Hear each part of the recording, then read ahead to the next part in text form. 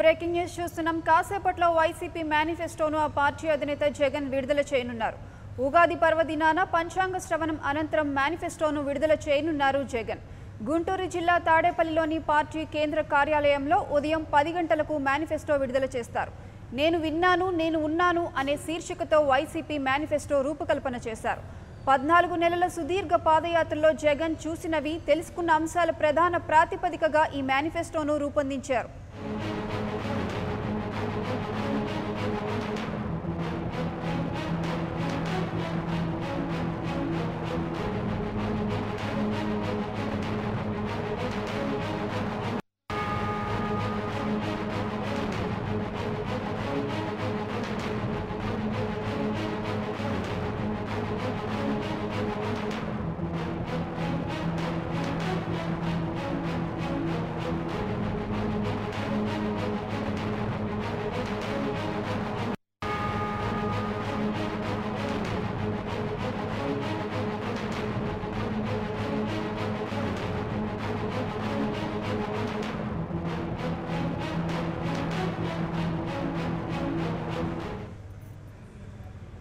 కాసేపట్లో వైసీపీ మేనిఫెస్టోను ఆ పార్టీ అధినేత జగన్ విడుదల చేయనున్నారు.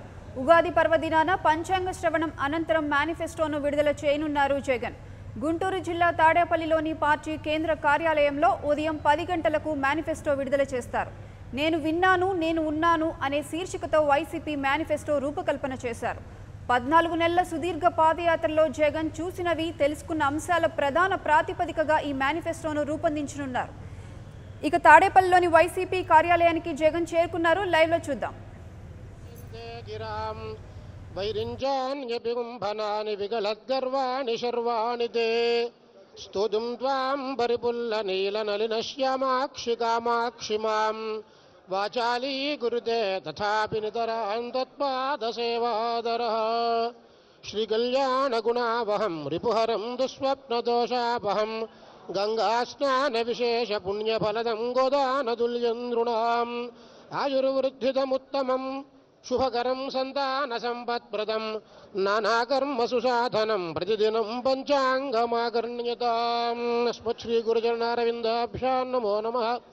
తిథేశ్చ శ్రియమాప్నోతి వారాదాయుష్యవర్ధనం నక్షత్రాద్ధరతే పాపం యోగాద్రోగ నివారణం కరణాత్ కార్యసిద్ధిశ్చ పంచాంగం ఫలమశ్నుతే కాలవిత్కర్మ గృద్ధీమాన్ పంచాంగం ఫలమశ్నుతే వికారిణో వికార్యద్దే పైత్యరోగాదిభిర్నరాః మేఘో వర్షతి సంపూర్ణం ఫలం భవతి నాన్యథా అర్క్యం వికారినామానం కర్కంతి క్రగజాయుధం క్రూరవ్యాఘ్రసమారూఢం ఏకనేత్రం నమామ్యహం. శ్రీమత్ పరమహంస పరివ్రాజకాచార్య జగద్గురు విశాఖ శ్రీ శారదాపీఠాధిపతులు శ్రీ శ్రీ శ్రీ స్వరూపానందేంద్ర సరస్వతి మహాస్వామి వారి దివ్య ఆశీస్సులతో స్వరూపానంద యోగేశం ఇంద్రపూర్వాం సరస్వతీం వేద వేదాంగ శాస్త్రాణాం రక్షాదీక్షా దృఢవ్రతం దశానందండకృకాశాయం శంకరాచార్య రూపిణం అస్మదాచార్య పర్యంతం ప్రణమామి ముదాన్వహం. భాగీశాద్యాస్సు మనసః సర్వార్థానాముపక్రమే యన్నత్వాకృతకృత్యాశ్చుష్టన్నమామి గజాననం క్రమే యన్నత్వాకృతకృత్యాశ్చుష్టన్నమామి గజాననం యావర్ణపదవాక్యార్థగద్యపద్యస్వరూపిణీం వాచినర్తయతి శీఘ్రం సామాం పాతు సరస్వతి. శ్రీ స్వామివారి దివ్యాశీస్సులతో వికారినామ సంవత్సర పంచాంగ శ్రవణం. అయ్యా ఒక్క 10 నిమిషాలు మాత్రమే ప్రశాంతంగా ఉండవలసిందిగా ప్రార్థన. ఈ సంవత్సరం వికారినామ సంవత్సరం. దీనికి అధిపతి రాయు. ఎవరయ్యా అంటే శనైశ్వరుడు. శని అంటే అందరికీ ఏదో ఒక విధమైనటువంటి ఒక దురభిప్రాయం ఉంటుంది. చాలా తప్పు. ఆయన మన యొక్క స్వరూపాన్ని మనకు తెలిసి చేసేటటువంటి వ్యక్తి, జ్ఞానాన్ని కలగజేసేటటువంటి వ్యక్తి. అటువంటి వారు ఈసారి రాజుగా ఉన్నారు. అంతేకాకుండా ఈ రాజు ఆంధ్రదేశానికి భాగ్యస్థానమైనటువంటి ధనస్సు యందు అంటే ధనురాశి యందు ఉన్నారు. అంతేకాకుండా భాగ్యాధిపతి అయినటువంటి గురుడితో కలిసి రాజ్యాధిపతి అయిన శని ఉన్నారు.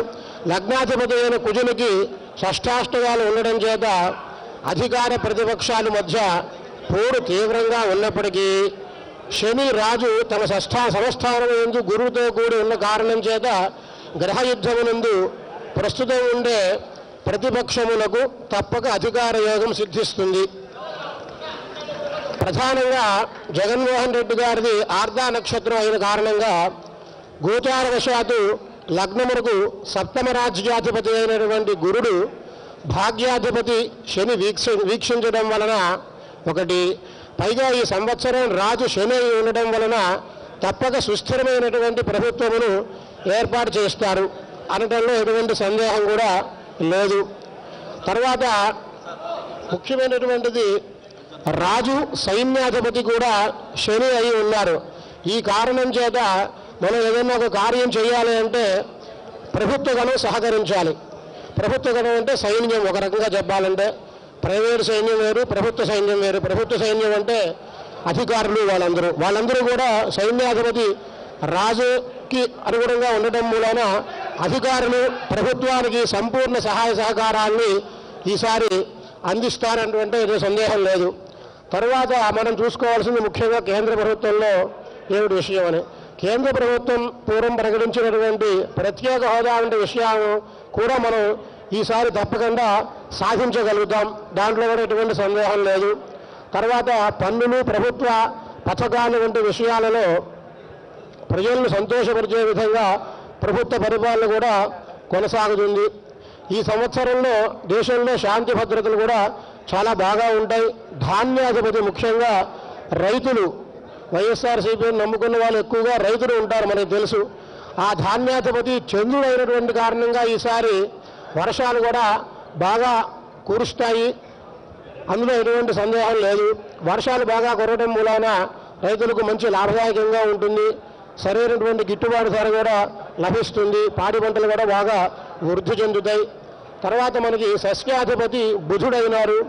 ఆ కారణంగా ముఖ్యమైనటువంటి ఆహార వ్యవహారాలు కూడా చాలా బాగా నడుస్తాయి, వ్యాపారాలు కూడా సమృద్ధిగా.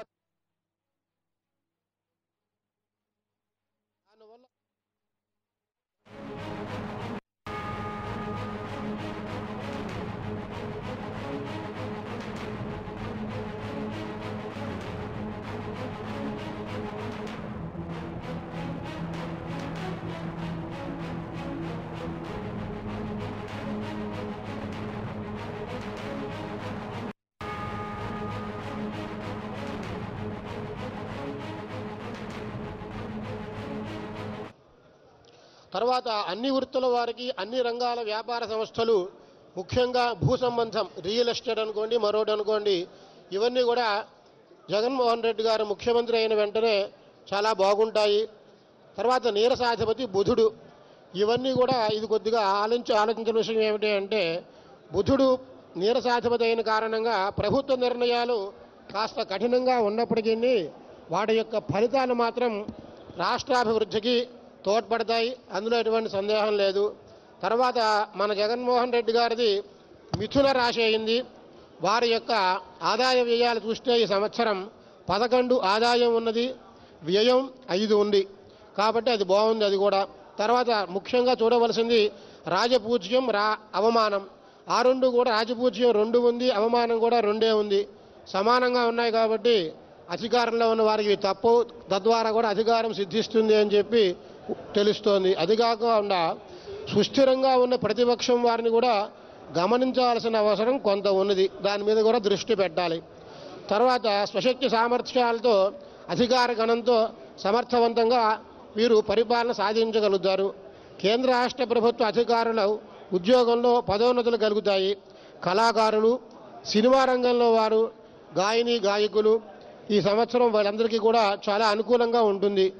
తర్వాత ఈ ఆర్ధా నక్షత్రం జగన్మోహన్ రెడ్డి గారిది, వారికి ఆయుర్వృద్ధి బాగా ఉంది ఈ సంవత్సరం, ఎటువంటి ఢోకా లేదు. తర్వాత కందాయ ఫలాలు చూస్తే 1, 0, 3, కాబట్టి ఇది కూడా లాభదాయకంగానే ఉంది. మధ్యలో ఒక 4 నెలలు మాదిరిగా నడుస్తుంది, మిగిలినంతా కూడా చాలా బాగుంది. ప్రధానంగా ఆరోగ్యవంతుడైనటువంటి రాజు మన ఆంధ్రదేశానికి రాబోతున్నాడు కాబట్టి సకాలంలో వర్షాలు కురిసి సుఖ సంతోషాలు బాగా పరిపాలించడానికి అవకాశం ఉంటుంది అని చెప్పి తద్వారా తెలుస్తోంది. తర్వాత మేషం, వృషభం, మిథునం, కర్కాటకం, సింహం, ఇవన్నీ మనకు తెలిసినటువంటి రాశులు. వీళ్ళ యొక్క ఆదాయ వ్యయాలు కూడా ఒకసారి సూక్ష్మంగా పరిశీలిస్తే మేషరాశి వారిది అశ్విని భరణి కృత్తిక, వీళ్ళకి ఆదాయం 14 ఉంది, వ్యయం కూడా 14 ఉంది, రాజపూజ్యం 3, అవమానం 6 ఉంది. తర్వాత వృషభ రాశి కృత్తిక 2, 3, 4 పాదాలు, రోహిణి పూర్తి, మృగశిర అర్ధం అంటే సగం. వాళ్ళకి ఎట్లా ఉంది? ఆదాయం 8, వ్యయం కూడా 8 ఉంది, రాజపూజ్యం 6, అవమానం కూడా 6, అన్నీ సమానంగా ఉన్నాయి. తర్వాత మిథున రాశి దగ్గరికి వచ్చేటప్పటికి మృగశిర నక్షత్రం 3, 4 పాదాలు, ఆర్ద్ర నక్షత్రం 1, 2, 3, 4 పాదాలు, మన ప్రియతమ ముఖ్యమంత్రి కాబోయే ముఖ్యమంత్రి జగన్మోహన్ రెడ్డి గారిది ఇది.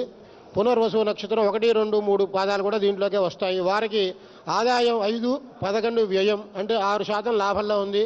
రాజపూజ్యం 6, అవమానం కూడా 6, రాజపూజ్యం 2, అవమానం 2 సమానంగా ఉన్నాయి. తర్వాత కర్కాటక రాశి పునర్వసు 4వ పాదం, పుష్యమి 1, 2, 3, 4, ఆశ్లేష 1, 2, 3, 4 పాదాలు. వీళ్ళకి ఆదాయం వ్యయం సమానంగా ఉన్నాయి, 5, 5, రాజపూజ్యం 5, అవమానం 2 ఉన్నది, 3. ఆ తర్వాత సింహరాశి దగ్గరికి వచ్చేటప్పటికి మఘా నక్షత్రం 1, 2, 3, 4 పాదాలు, పుబ్బ 1, 2, 3, 4 పాదాలు, ఉత్తర 1వ పాదం. దీన్ని బట్టి చూస్తే వీరికి ఆదాయం 8, 14 వ్యయంగా ఉన్నది. ఇవన్నీ మంచి ఖర్చే అనుకోవచ్చు. మనం మంచి ఖర్చు పెట్టుకుంటే ఇదంతా మంచిగానే ఖర్చు, పుణ్యం కింద వస్తుంది. మంచి ఖర్చు పెట్టుకుంటే అదంతా మనకి డిపాజిట్ కింద వచ్చే జన్మలోకి మరుసటి సంవత్సరంలోకి వస్తుంది. కాబట్టి వ్యయం ఎక్కువ ఉంది అని ఎవరు బాధపడక్కర్లేదు. అది మంచిగా కనుక మనం దీన్ని బట్టి చూస్తే వీరికి ఆదాయం 8, 14 వ్యయంగా ఉన్నది. ఇవన్నీ మంచి ఖర్చే అనుకోవచ్చు. మనం మంచి ఖర్చు పెట్టుకుంటే ఇదంతా మంచిగానే ఖర్చు, పుణ్యం కింద వస్తుంది. మంచి ఖర్చు పెట్టుకుంటే అదంతా మనకి డిపాజిట్ కింద వచ్చే జన్మలోకి మరుసటి సంవత్సరంలోకి వస్తుంది. కాబట్టి వ్యయం ఎక్కువ ఉంది అని ఎవరు బాధపడక్కర్లేదు.